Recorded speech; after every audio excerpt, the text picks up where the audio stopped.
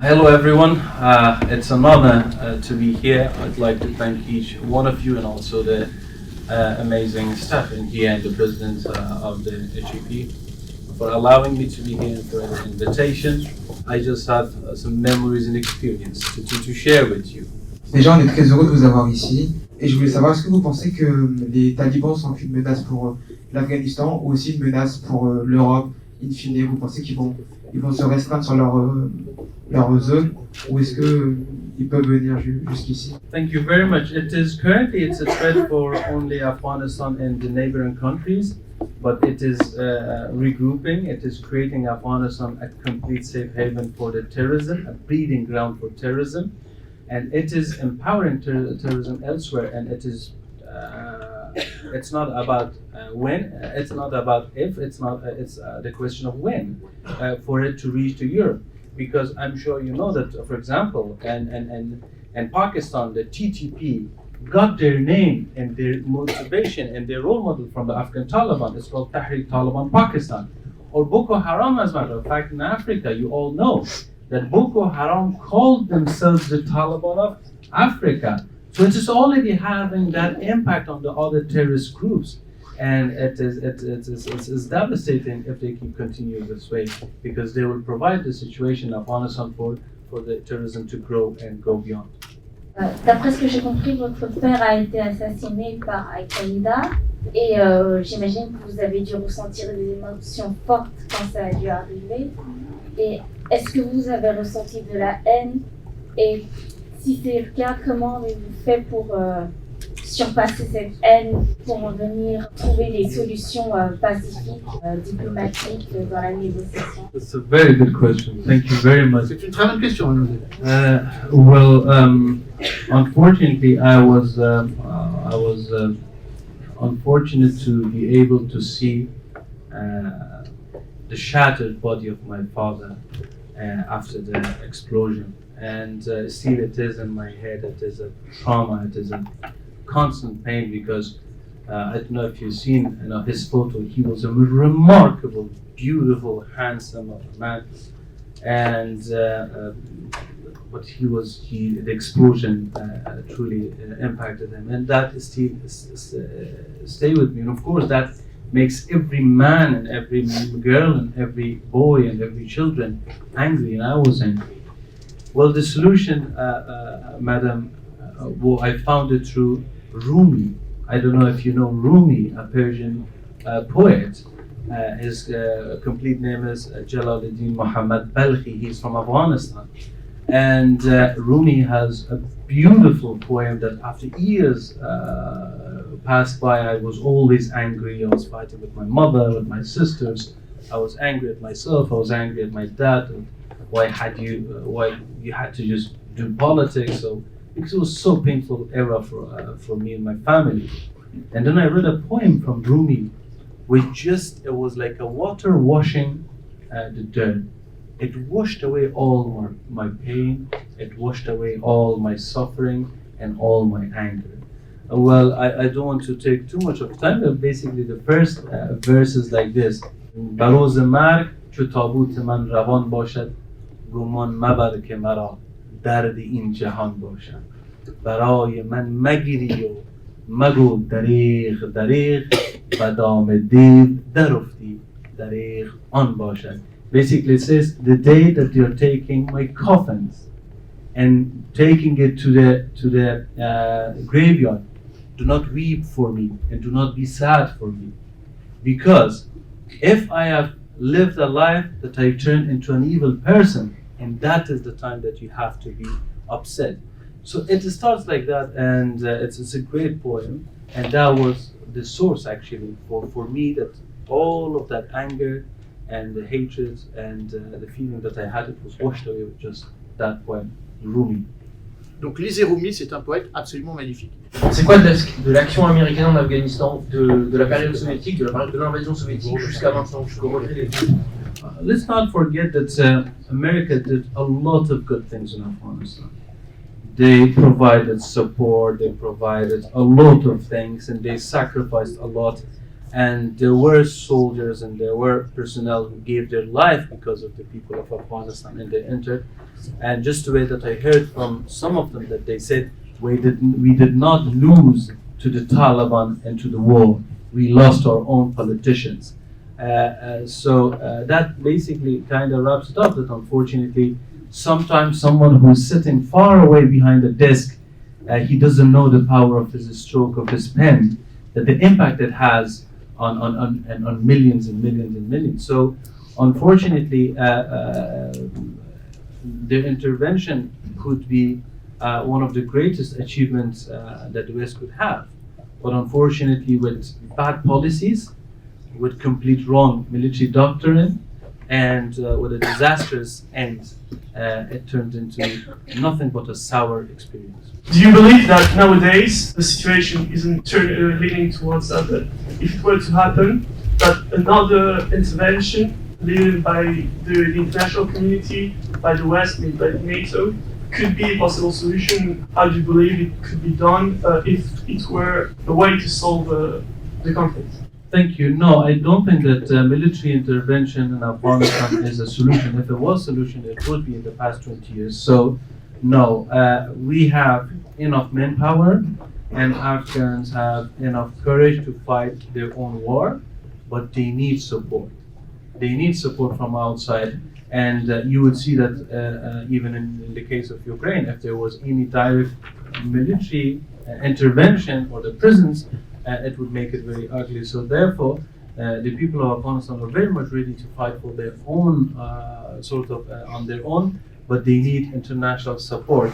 A military intervention, it is not a good idea. It will not work. It is already a failed policy. But the support of the people of Afghanistan, supporting the democratic forces of Afghanistan, and engaging with the regional countries to end the conflict, it is the solution going forward. I would like to know what is the attitude of the Muslim country regarding the Taliban regime. What is your point of view about Attitude of Muslim countries? Yes. Yeah. The Muslim countries so far, they also did not recognize the Taliban. They have sent many delegations to change the opinion of Taliban on the women's right, on the women's education, but the Taliban denied all of them. And some of these Muslim countries, such as Iran and Pakistan, are already suffering because of the Taliban's impact, immediate impact with immigration, and also with the increase on the terrorist attacks.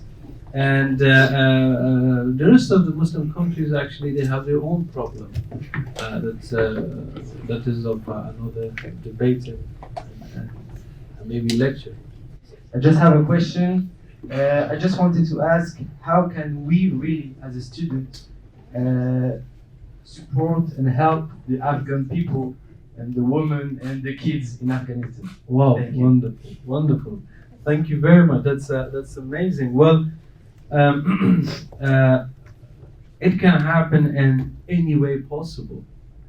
From learning about Afghanistan, to bringing awareness to the people in France, and to universities among the students, and also to put pressure on the politicians to make some real actions.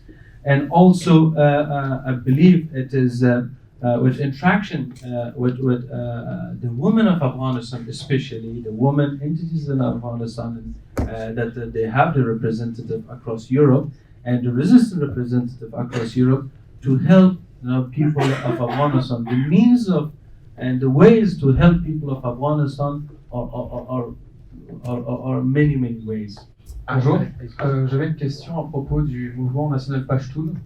Quand on voit aujourd'hui que beaucoup d'empires sont morts en Afghanistan, que ce soit les soviétiques, les américains ou le Pakistan aujourd'hui, à travers les talibans, comment vous pensez qu'on puisse enfin sécuriser l'Afghanistan et empêcher toute intervention étrangère et que enfin l'Afghanistan puisse avoir sa souveraineté? How to prevent any foreign intervention and build sovereignty for Afghanistan? I believe it is by defining the role of the region and international community, and how can they play a constructive role in engaging with each other and engaging with the people of Afghanistan in a proper framework. That I believe it is the solution. Otherwise, those intervention, it is already happening. Maybe it is not happening in the scale that we were used to before, but it is happening in a different ways. Right now, there are some groups in Afghanistan which are proxies, which are international terrorist groups right now in Afghanistan. Unfortunately, because of the international rivalry and superpowers rivalry, the Islamic extremism is a very good tool for geopolitical and geostrategic gains. Bonjour.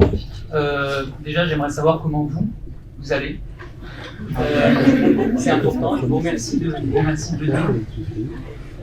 Ma question, elle est très claire. L'Afghanistan est un pays, on le sait, il y a plusieurs groupes, il y a plusieurs communautés, les Hazaras, les Pashtuns. Vous savez mieux que moi certainement. Quel serait selon vous le projet le plus viable pour faire de l'Afghanistan un pays homogène dans la durée, sur le temps long, et éviter que ce pays soit friable comme il l'est depuis, vous l'avez rappelé, l'invasion soviétique en 1979. Et enfin, j'aimerais faire un parallèle personnel. Je suis d'origine arménienne et j'imagine, j'espère que vous suivez l'actualité en Arménie. Et je voulais vous dire que je comprends la situation de votre pays au travers de la situation de mon pays, et je vous souhaite le meilleur pour le futur. Merci. Toutes nos pensées.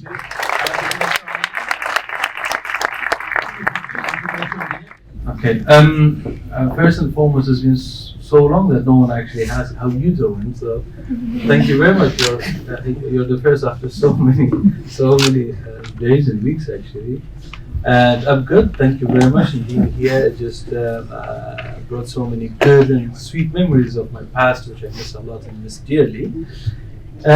Regarding the integration, which I strongly believe that as a mankind, we need to move toward integration, not segregation. And these ideas of segregation, these idea of keeping different sort of groups completely separated from each other, and I strongly I'm opposed it and I'm against it. Afghanistan is a multicultural state. The best experience which I need to pass on to you as well, a very small experience that I have, is that a lot of things that we read, from the lines of the book, sometimes on the ground it is different. Things you learn with experience, you cannot learn it anywhere else or by any other means. So experience is very important. An experience of a country like Afghanistan, a multicultural state, it just showed that in that states usually and actually mostly a very centralized government does not work. Because what it does, it creates an atmosphere and situation like Afghanistan that all ethnicities, to save themselves, they are in a race against each other to get that small opportunity of power. Right? So what Afghanistan did, Afghanistan, unfortunately, and one of the big mistakes of the past 20 years, was creating a highly centralized government. That Pashtun, Uzbek, Hazaras, these different ethnicities, they're rushing to get to the power. Because of this worry, because of these sort of concerns that if I'm not there, if I'm not represented there, then the opposition might eliminate me. So therefore, in such countries with such sorts of groups and different ethnicities and groups and tribes, the best possible solution, political solution in such country, it is decentralization. It works. From America that we see, right, to Swiss and to many other countries around the globe, that a decentralized system is truly the solution. And of course, there's always that touch of the identity of that country in itself. They have always their own touch into that model of the decentralization.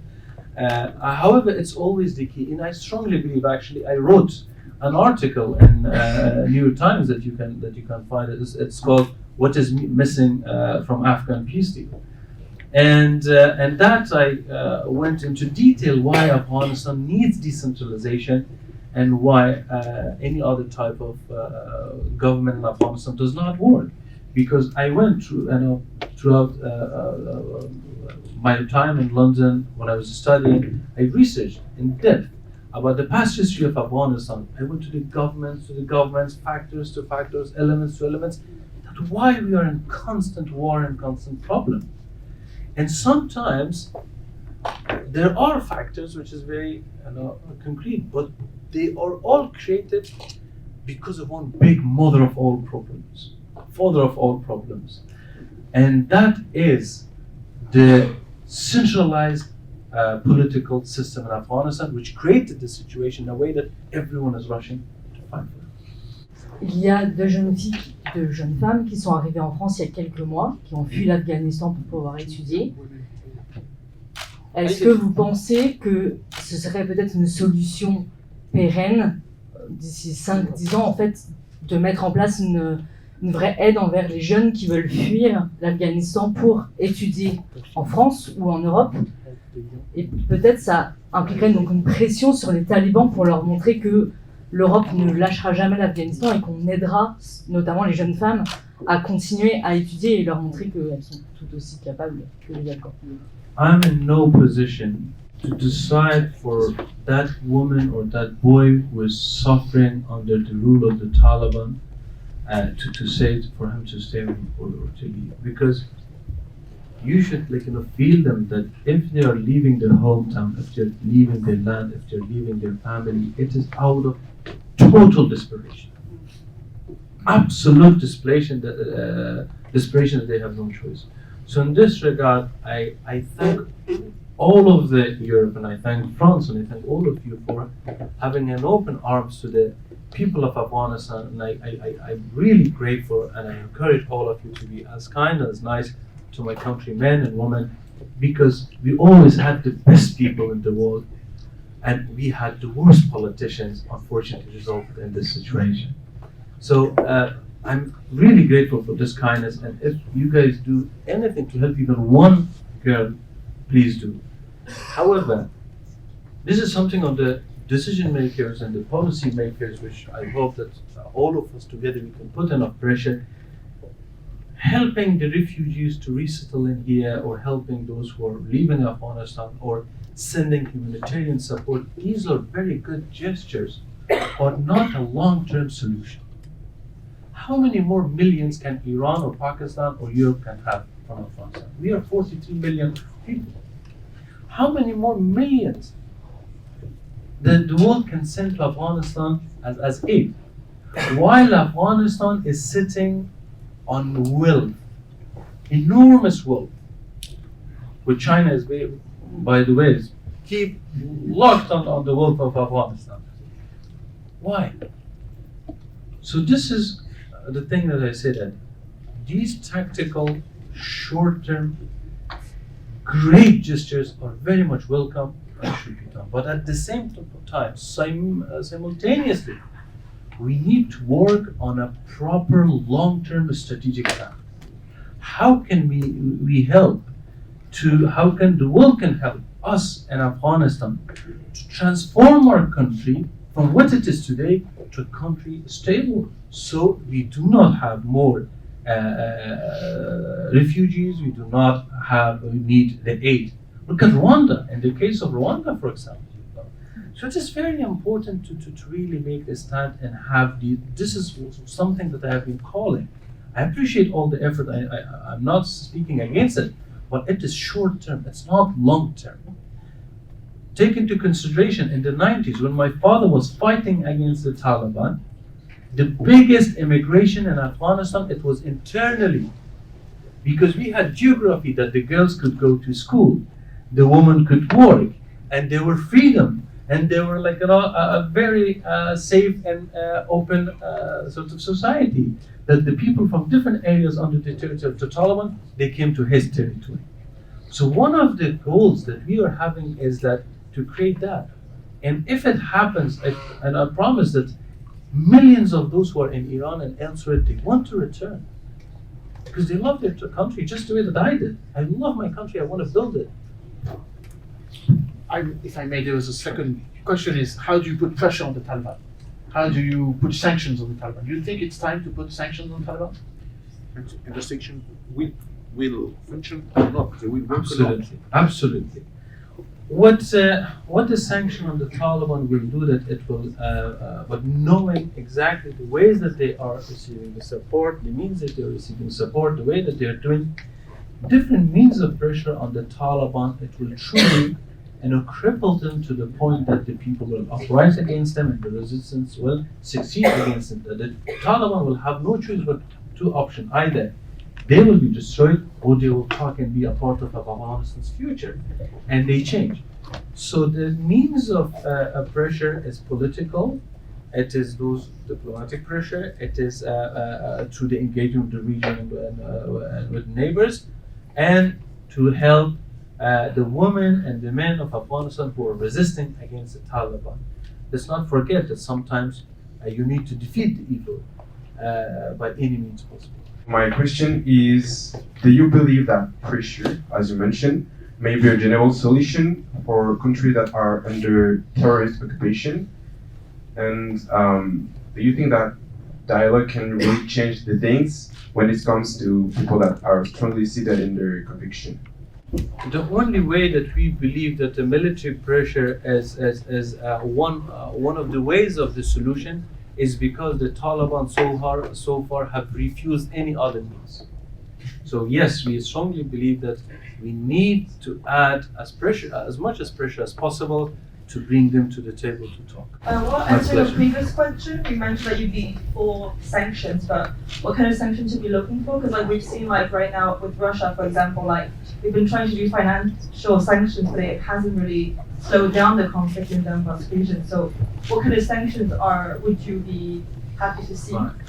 I don't think we can compare Afghanistan with Russia. First and foremost, is that Russia is huge and they have huge geography with resources which is almost unlimited. So therefore, it's incomparable. But when I say sanctions, it's a different means of sanctions, from travel bans. Right now, as I'm speaking, for example, Mr. Muttaqi Sfili, the foreign minister of the Taliban, is going to China. And they have visited Moscow recently, and they are going to Turkey time after time, a NATO member. So, by the way, don't forget, there is a sanction regime in UN Security Council. That's not being imposed, it's not being implemented. So I believe that implementation of sanctions on the Taliban to contain them, to refrain them, and also to minimize their effort and their ability to expand and also to strengthen themselves, it is very much a great gesture, and it's a way that we strengthen the opposition and the democratic forces to be able to have a chance to stand. Should the United States give back the $9 billion that the U.S. Treasury has withdrawn? Give it to who? To the Taliban. To the Taliban to make more bombs and to get more. Okay. That's the answer. Allez-y, monsieur. We have previously talked about the Chinese considering the Taliban government as kind of legitimate. And for you, which game is playing China in Afghanistan? Is it economic? And if it is, do you know if an economic agreement has been established between the Taliban so-called government and China? Well, unfortunately, once again, as I mentioned before, because of the presence of NATO, the China and the other countries, they played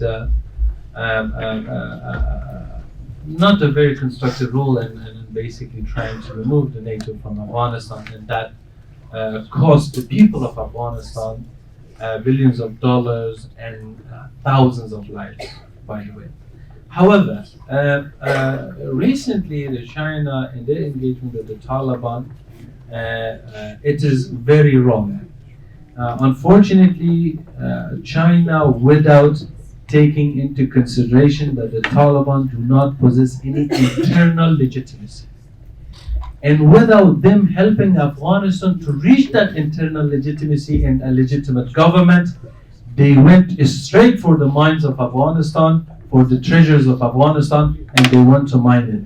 Which, in my opinion, in the absence of a legitimate government, that is called theft. Thank you so much, Ahmad. I think we can give him a very big round of applause.